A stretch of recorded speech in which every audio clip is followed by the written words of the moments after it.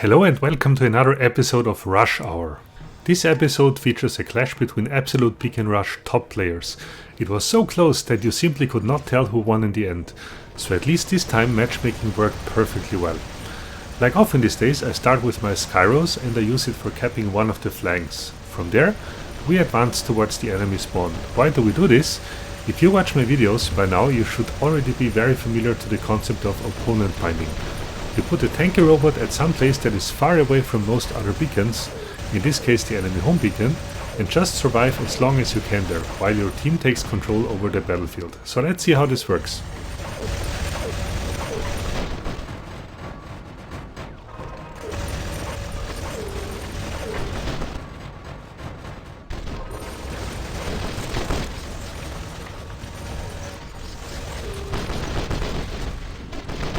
So in this case it worked indeed. Look at this. 5 reds are at their spawn and we managed to take over center. I was hoping that one of my teammates would protect beacon D that I kept. Unfortunately nobody did, so we lost it. But okay, we're in a quite good tactical position here. We hold center and one flank. This means now that if the reds want center back, they need to expose themselves and will get fire from 2 different directions. And these are already 2 out of the 3 reasonable possibilities on how you can follow up in this situation. You spawn a damage dealer either at B or at E and target everything that comes close to center. I would not spawn robots directly at center here. Against strong opponents that's basically suicide, because you spawn on the open field and you would get destroyed in seconds by their damage dealers. But there is also one other good possibility on how you can follow up here, and I'm going to follow this path. All 6 reds are currently on the battlefield and beacon D is unprotected, so there is a good chance that I can snitch it away again. So I spawn my beacon capper here, which is the shell, and try to get the second flank. Let's see how this goes. In the meantime, the 5 reds started to attack center, which was to be expected, but it's much better to lose center and get a second flank instead of the other way around. So we indeed managed to cap it and we managed to fight off a Fafnir. But then we are attacked by a Fenrir. This is a maxed Fenrir, so we won't have a chance to deal with it with our shell. But we can try to keep him away from the beacon for a bit and defend it as long as we can.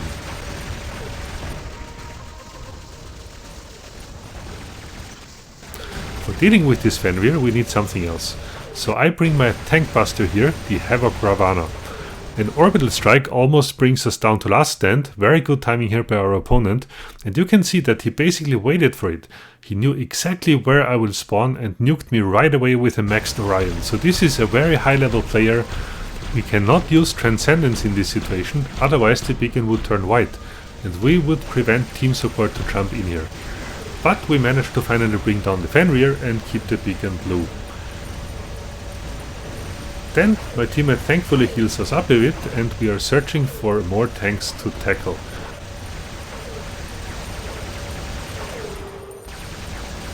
Here is a big one and it jumps right at our spawn. These situations can be a bit tricky because if this luchador binds our opponents at our spawn, we may lose all other beacons, so I decide to go after him and support my team here.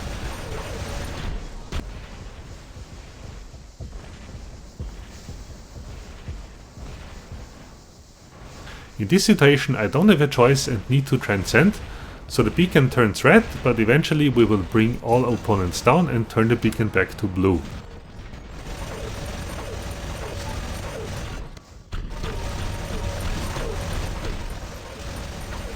I don't have a lot of health left, but there is full action going on at center, so I bring my Ravana there in order to help out against the next luchador that just spawned there, but it's not a good idea to stay here. So I need to retreat to beacon B, which is the only flank that we hold at the moment. And now I'm in a quite bad situation. I get blinded and nuked, so I lose even more health. In this situation there is not really a lot that I can do with my Ravana, and one option would be to ditch it. But my nuclear amplifiers are fully charged, so I decide to wait here and protect our beacon.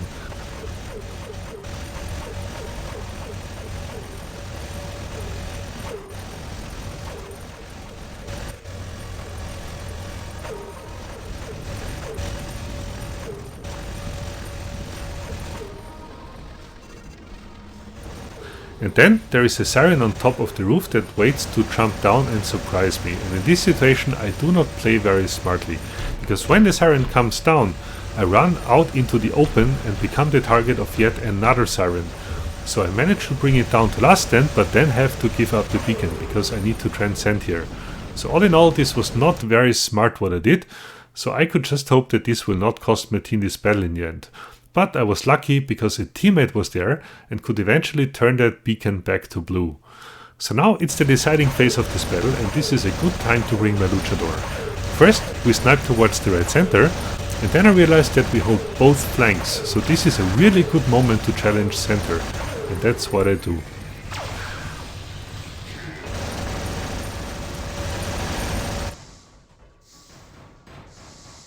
We managed to turn center white indeed, but we don't have any healing support and we get nuked from space as well. So if I knew that before, probably I would have concentrated on sniping it for a bit longer. But on the other hand, our beacon situation now is quite good. And at that point, we were really close on finishing off the reds here. Center and D are white, so priority here is to secure B, which is still blue.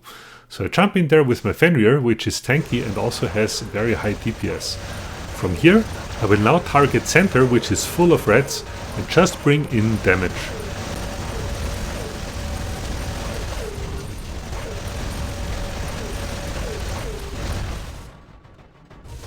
Then I realized that it cannot hurt to place a tank there.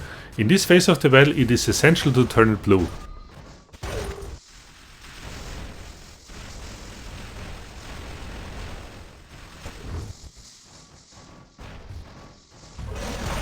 What a huge battle of tanks and orbital strikes here. But finally we managed to cap the beacon. Now I decide to help my team in opponent binding at the enemy spawn. Unfortunately, we will not be fast enough to prevent this Revenant from taking the flank.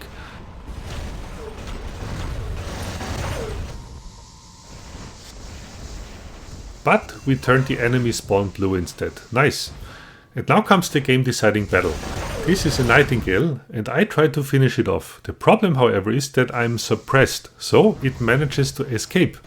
So I have no choice but need to follow it around, because if not, it will take the other flank.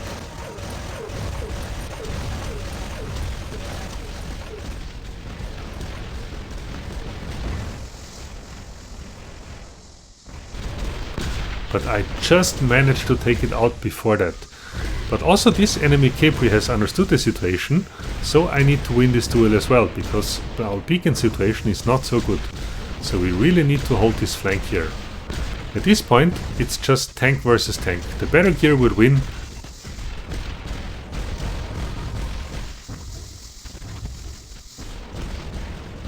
And luckily it's me in the end, so I managed to turn back the beacon.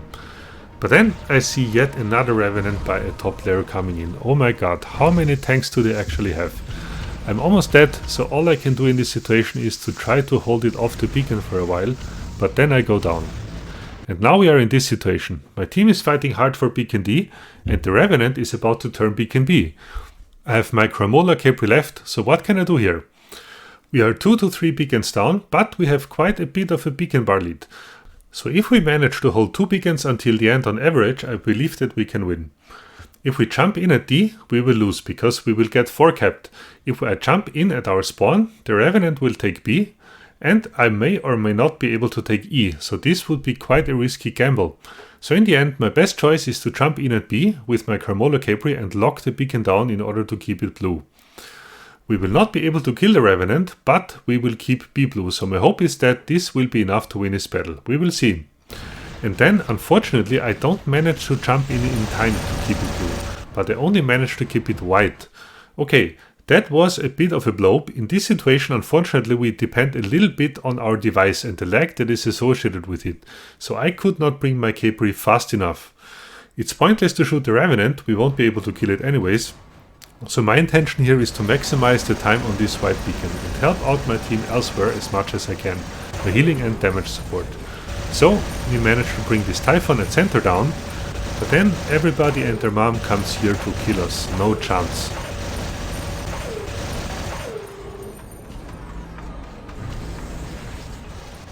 We lost all our bots, so the last 50 seconds we will watch cinematics and need to hope that this was enough for our team to win this battle.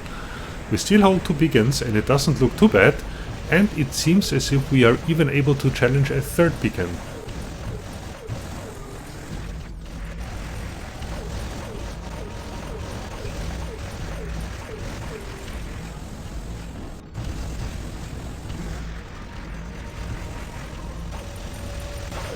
We lose center, there are 10 seconds left, so will this be enough?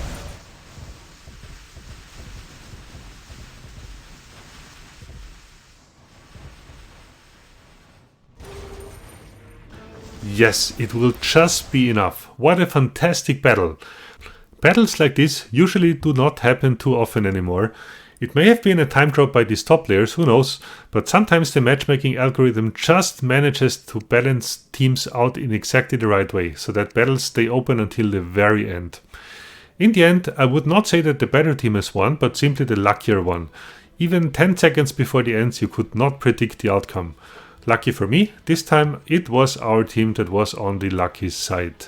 I hope that you enjoyed this episode of Rush Hour and that it will help you a little bit in order to improve your own Beacon Rush gameplay. Thanks for watching and see you on my channel.